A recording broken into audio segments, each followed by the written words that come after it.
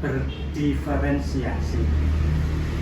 Apakah sudah pernah mendengar pembelajaran berdiferensiasi? Belum. Nah, pembelajaran berdiferensiasi itu pembelajaran yang menyesuaikan proses pembelajaran dengan memberikan keberagaman cara melalui diferensi konten, proses, produk, serta lingkungan belajar dan asesmen awal untuk memenuhi kebutuhan belajar individu setiap murid. Jadi, pembelajaran berdiferensiasi itu sangat penting dilakukan di semua jenjang sekolah, apalagi di SMP, mengingat kemampuan dan minat anak SLB itu sangatlah berbeda-beda.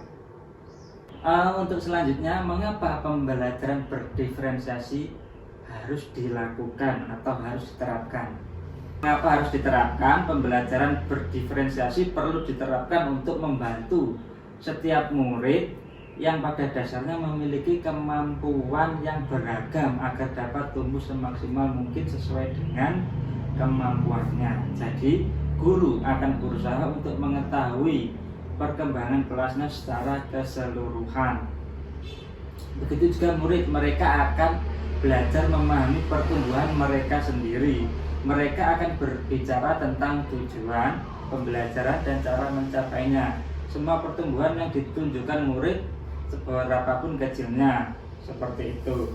Mengetahui kebutuhan belajar murid. Nah, seperti ini yang dikatakan Tomlinson tahun 2001 dalam bukunya yang berjudul How to Different Interaction in Mixed Ability Classroom, menyampaikan bahwa kita dapat mengkategorikan kebutuhan belajar murid paling tidak berdasarkan 3 aspek. 3 aspek tersebut adalah yang pertama, kesiapan belajar. Untuk kesiapan belajar atau yang disebut readiness adalah kapasitas untuk mempelajari materi, konsep, atau keterampilan baru. Sebuah tugas yang mempertimbangkan tingkat kesiapan murid akan membawa murid keluar dari zona nyaman mereka dan memberikan mereka tantangan. Namun dengan lingkungan belajar yang tepat dan dukungan yang memadai, mereka tetap dapat menguasai materi atau keterampilan baru tersebut. Untuk yang kedua yaitu minat belajar murid. Minat merupakan suatu keadaan mental yang menghasilkan respon terarah kepada suatu objek tertentu yang menyenangkan dan memberikan kepuasan diri. Nah, menurut Tomlinson tahun 2021 halaman 53 mengatakan bahwa tujuan melakukan pembelajaran yang berbasis minat diantaranya adalah sebagai berikut. Yang pertama, membantu murid menyadari bahwa ada kecocokan antara sekolah dan kecintaan mereka sendiri. Yang kedua, mendemonstrasikan keterhubungan antar semua pembelajaran. Yang ketiga, menggunakan keterampilan atau ide yang dikenal murid sebagai jembatan untuk mempelajari ide atau keterampilan yang kurang dikenal atau baru mereka kenal. Yang keempat, meningkatkan motivasi belajar untuk murid. Untuk minat sebenarnya ada 2 perspektif. Yang pertama sebagai minat situasional, yaitu dalam perspektif ini minat merupakan keadaan psikologis yang dicirikan oleh peningkatan perhatian, upaya dan pengaruh yang dialami pada saat tertentu. Seorang anak bisa saja tertarik saat seorang gurunya berbicara tentang topik hewan. Meskipun sebenarnya ia tidak menyukai topik hewan, akan tetapi anak tersebut itu tertarik dengan cara bicaranya guru, dengan cara mengajarnya guru, terus strategi pembelajaran guru yang dilakukan. Nah, padahal siswa tersebut tidak menyukai materinya, tetapi penyampaian gurunya, cara bicara gurunya, terus strategi pembelajaran gurunya itu sangat menarik. Begitu juga sebaliknya, siswa tidak menyukai strategi pembelajaran guru, tidak menyukai nada bicara guru atau strategi pembelajaran yang dilakukan guru, akan tetapi siswa sangat tertarik dengan materi, yaitu materi hewan. Pengenalan hewan, siswa itu sangat tertarik dengan hewan-hewan. Siswa sangat ingin mengenali atau ingin tahu bagaimana cara berkembang biak hewan tersebut, bisa terbolak-balik antara minat kepada gurunya atau minat kepada materinya. Jadi kita sebagai pendidik harus menggali bagaimana minat anak tersebut bisa fokus atau bisa tertarik dengan belajar kita. Seperti itu. Beberapa cara yang dapat dilakukan oleh guru untuk menarik minat murid diantaranya adalah yang pertama, menciptakan situasi pembelajaran yang menarik. Yang kedua, menciptakan konteks pembelajaran yang dikaitkan dengan minat individu murid. Yang ketiga, mengkomunikasikan nilai manfaat. Yang keempat, menciptakan kesempatan-kesempatan belajar di mana murid dapat memecahkan persoalan. Terus yang ketiga ini profil belajar murid. Profil belajar murid mengacu pada cara-cara bagaimana kita sebagai individu paling baik belajar. Tujuan dari mengidentifikasi atau memetakan kebutuhan belajar murid berdasarkan profil belajar adalah untuk memberikan kesempatan kepada murid belajar secara natural dan efisien. Namun demikian, sebagai guru kadang kita sendiri atau kita cenderung memilih gaya belajar yang sesuai dengan gaya belajar kita sendiri. Profil murid terkait dengan banyak faktor berikut ini adalah beberapa diantaranya, yaitu preferensi terhadap lingkungan belajar, misalnya terkait dengan suhu ruangan, kebisingan, jumlah cahaya, apakah lingkungan belajarnya terstruktur atau tidak terstruktur. Jadi penempatan posisi seperti ini sangat berpengaruh kepada siswa kita. Seperti yang biasa kita lakukan pembelajaran, kalau ruangan kelas kita bising, siswa sering terdistrak atau sering tidak fokus. Jadi siswa itu sering menoleh-noleh ke sumber suara yang keras. Terus yang kedua, pengaruh budaya, yaitu santai, terstruktur, pendiam, ekspresif, personal, impersonal. Untuk selanjutnya, gaya belajar sangatlah penting untuk pembelajaran bagi siswa kita. Gaya belajar adalah bagaimana murid memilih, memproses, memperoleh, dan mengingat informasi baru. Secara umum, gaya belajar ada 3, yaitu visual, auditory, dan kinestetik. Untuk gaya belajar visual, belajar dengan melihat, misalnya melalui materi yang berupa gambar, menampilkan diagram, PowerPoint, catatan, peta, grafik. Di sini untuk pembelajaran visual biasanya saya melakukan untuk siswa yang menyukai atau menggemari dengan pengamatan, seperti contoh pembelajaran mengenai pengenalan hewan dan cara berkembang biak bagaimana.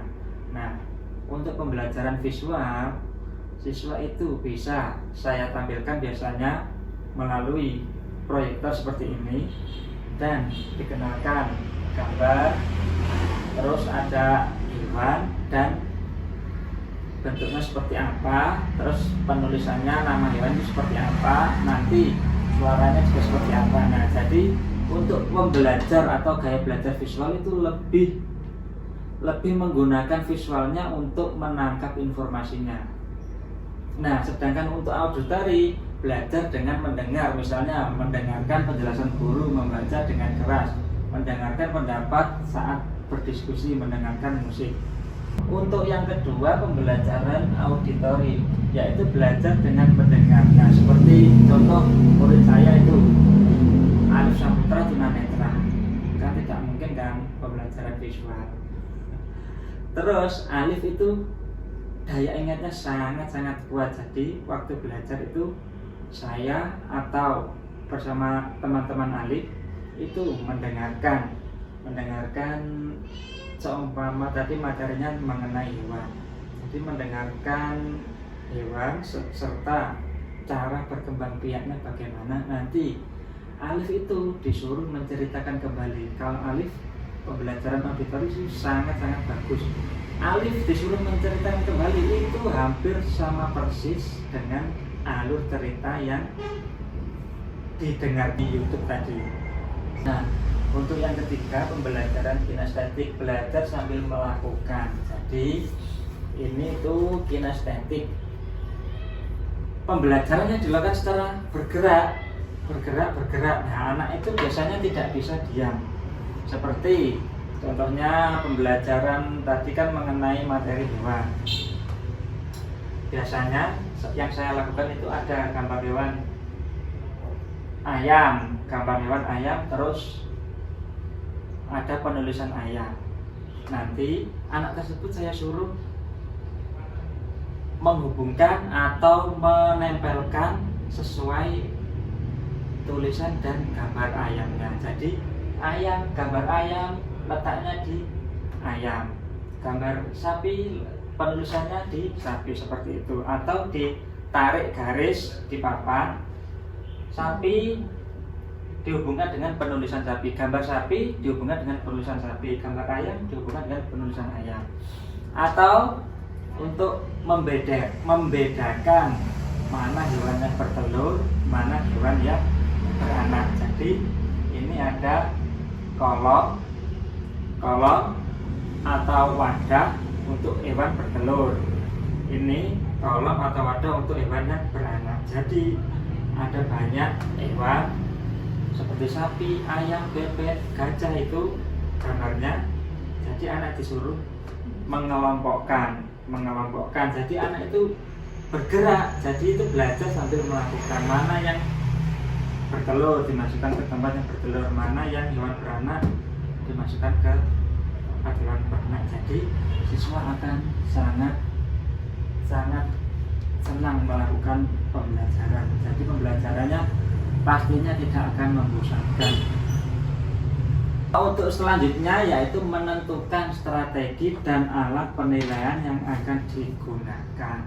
Yang pertama ada strategi konten. Strategi ini guru harus memperhatikan kesiapan murid yang berupa rangsangan kepada murid, berupa tantangan dan pertanyaan-pertanyaan mengenai pemahaman ide. Konten itu adalah apa yang kita ajarkan kepada murid-murid kita. Konten dapat dibedakan sebagai tanggapan terhadap tingkat kesiapan minat atau profil belajar murid yang berbeda, atau juga terhadap kombinasi dan kesiapan minat dan profil belajar murid. Yang kedua ada strategi proses. Strategi proses dilakukan dengan melihat bagaimana murid akan memahami atau memaknai apa informasi atau materi yang dipelajari saat kita memecahkan kebutuhan belajar murid.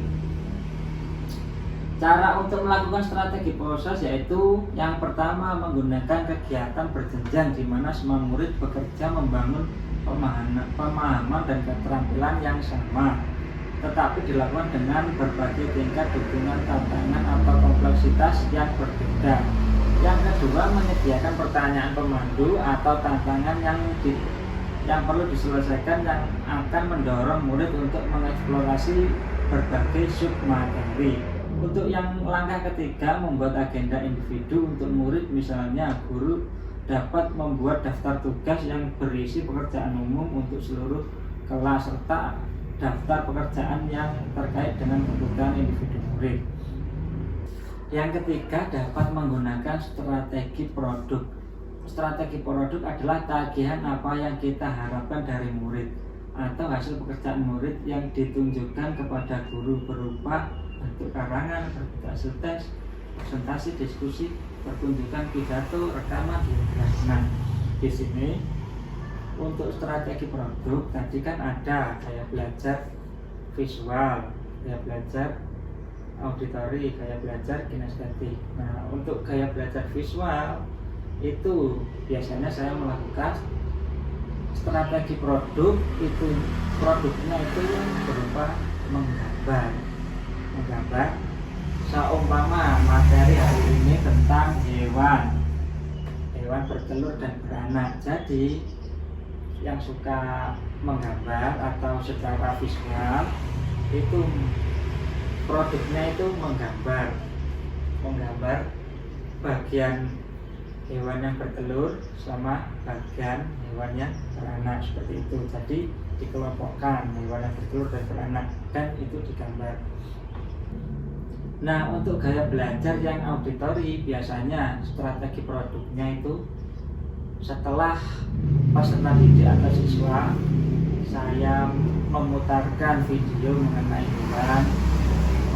hewan bertelur dan beranak. Biasanya itu peserta didik saya suruh menceritakan kembali apa saja hewan yang bertelur, apa saja hewan yang beranak, bagaimana ciri-ciri hewan bertelur, bagaimana ciri-ciri hewan beranak. Nanti itu peserta didik menceritakan kembali sesuai dengan yang telah disampaikan di video tersebut. Nah, untuk strategi kinestetik, strategi produknya yaitu menggunting bisa. Jadi hewan yang bertelur, ini materinya masih tentang hewan bertelur dan beranak ya. Hewan yang bertelur, hewan yang beranak itu nanti dikelompokkan. Mana yang bertelur, mana yang beranak. Dan jadi itu peserta didik saya suruh menggunting sesuai dengan gambar, dikelompokkan atau ditempel di dinding atau di kertas tugas. Itu nanti bisa dibuat tulisan seperti itu. Mungkin itu saja yang dapat saya sampaikan. Mohon maaf kalau penyampaian saya kurang, mohon maaf kalau ada kata yang salah. Terima kasih. Wassalamualaikum warahmatullahi wabarakatuh.